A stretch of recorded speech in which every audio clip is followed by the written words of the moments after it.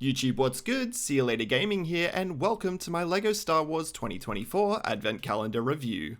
To start off, if you've been following the daily set unboxings, I wanted to say a massive thank you for your support. This series has been an absolute blast, and your engagement has been greatly appreciated. And with the sappy stuff out of the way, let's dive into my thoughts on the calendar and review this year's set.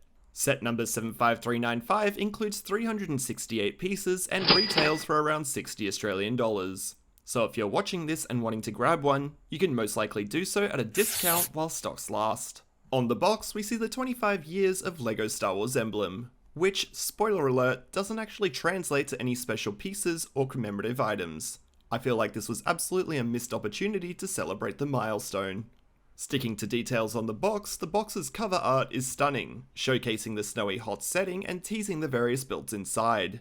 My personal highlight? Vader's castle with its lava moat juxtaposed against the snow, and of course, the Christmas tree build. The Leia minifigure featured on the box also provides a 1-to-1 size comparison, but if you're familiar with LEGO, the sizing is pretty standard.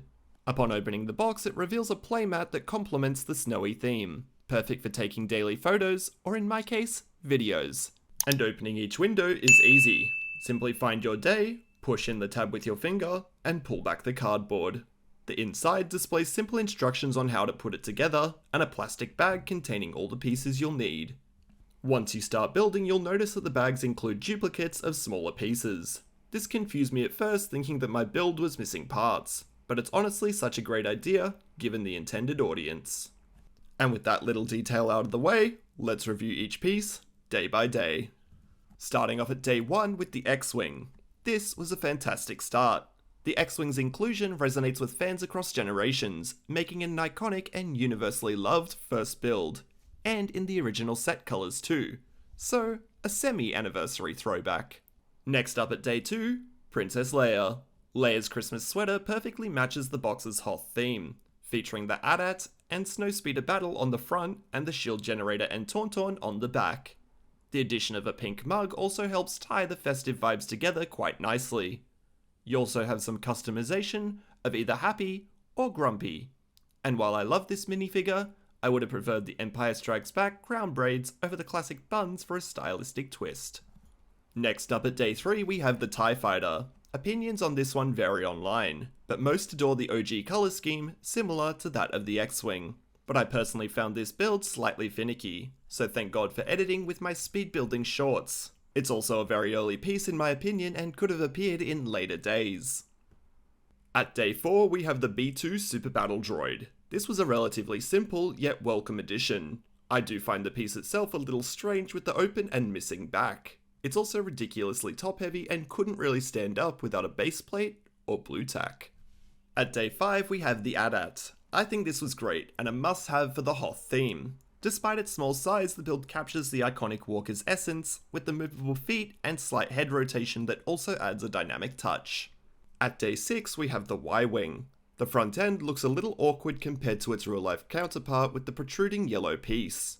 I think that a 2x2 wedge plate here would enhance the accuracy in my opinion.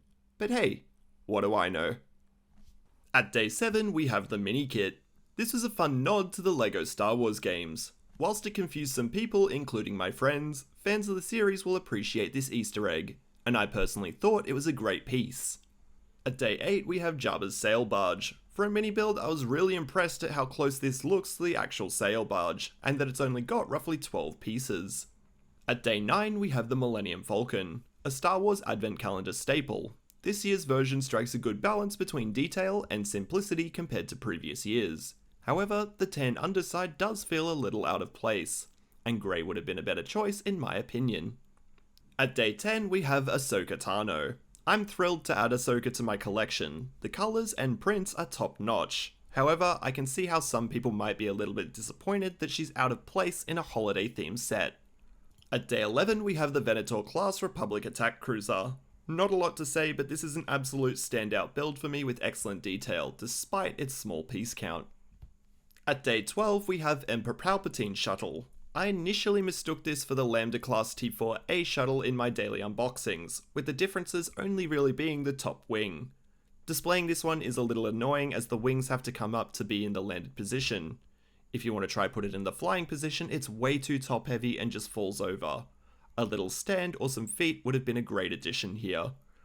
At day 13, we have Ahsoka's T6 Jedi Shuttle. I like this one solely because it's a nice pairing with the Ahsoka minifigure. The underside is a bit unsightly, but as mentioned a bit earlier, it is a mini build, so there's only so much you can do with it.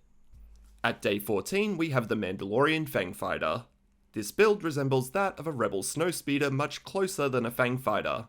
I personally think the Snowspeeder would have been a much better option to include in the set, given its pairing with the AT-AT. If they wanted to include the Fangfighter though, the front wings could have been slightly pointier, but overall, it's decent.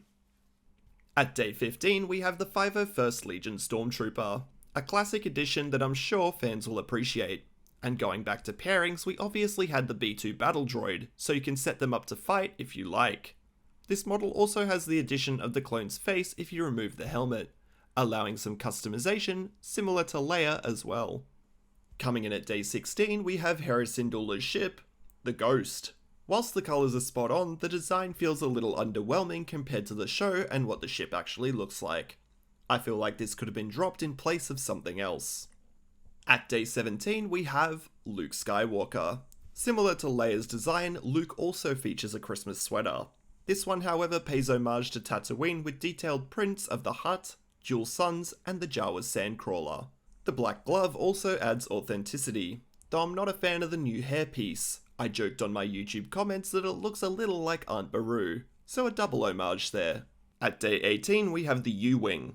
There was originally a full-scale build that's now retired, although there's rumours of this one becoming a fully fledged set next year, so this might be a way to test the waters a little bit and see what people think. This micro build is decent, but not iconic enough to excite me for a full-scale purchase. At day 19, we have Yoda's Jedi Starfighter. The proportions of this mini build feel odd, but then again, so does the actual ship. I'm a huge fan of the subtle details on this one with the blue and green studs, added to represent both R2-D2 and Yoda. At day 20, we have the Imperial Praetorian Guard. Some people might love this if they have the Paz Vizsla and Moff Gideon set, as the box only included 2 minifigures, whilst the show had 3, so it now fills it out a little bit better. But as someone who doesn't own that set, this figure feels a little misplaced, with the assumption of minifigures being that it goes with Ahsoka, given the Luke Leia and Battle Droid Stormtrooper combos. Pairing it with a Grand Admiral Thrawn or Baylan Skoll would have made much more sense here. At day 21, we have Vader's Castle. This one might be one of my favourites. It's the only building in the collection, and this model nails the look of Vader's Castle in terms of colours and proportions, whilst also being a mini build. At day 22, we have the Razor Crest, a solid build that captures the essence of Din Djarin's iconic ship. While the design is compact, the thruster details on the back stand out, adding an extra touch of authenticity. At day 23, we have Luke's Landspeeder. Returning from the 2022 calendar, this version has subtle differences that almost make it look wider, accentuated by such features as the double-paned windshield and rear boosters. Let me know in the comments down below which version you prefer. Both models, however, similarly to Yoda's Jedi Starfighter, have studs to represent Luke and Ben Kenobi in the seats for the added level of detail. And finally, at day 24, we have the Crimson Firehawk. I think this piece was such a letdown given its position on the list and being the penultimate figure. Whilst it's well built, its connection to Star Wars Young Jedi Adventures doesn't resonate with many fans. The likes of Luke's Landspeeder or the AT-AT would have been a much better suited piece here. With all days finalised, I'm going to add some additional thoughts and my 2 cents. Starting off with the omissions, I'm really sad to see that there's no Gonk droid this year, and the lack of buildings in place of ships was kind of overbearing compared to previous years. When looking at the set overall though, it does provide a good amount of value when looking at the cost.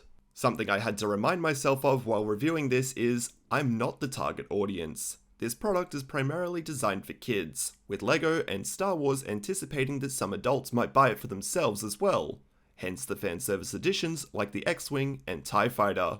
While hardcore fans might criticize or even dislike it, a 6-year-old will likely think it's amazing. With the above sentiment in mind, it's really hard to rate, especially given that my previous advent calendars have all been edible, and this being my first collectible one. But I give it around a 7 and will probably use it on a sliding scale moving forward. With all that in mind, if you own this, I'd love to get your thoughts, and if you're a prospective buyer, will you now pick it up or give it a miss? If you've watched this far, please be sure to leave a comment that says Mini Build Madness, and I'll return the love with a heart to thank you for watching. And until next time, I'll see you later. Tap the bell icon after subscribing and you'll never miss a video again. And consider checking out my Facebook page as well for daily gaming updates and news. Thanks guys. Make the ground shake.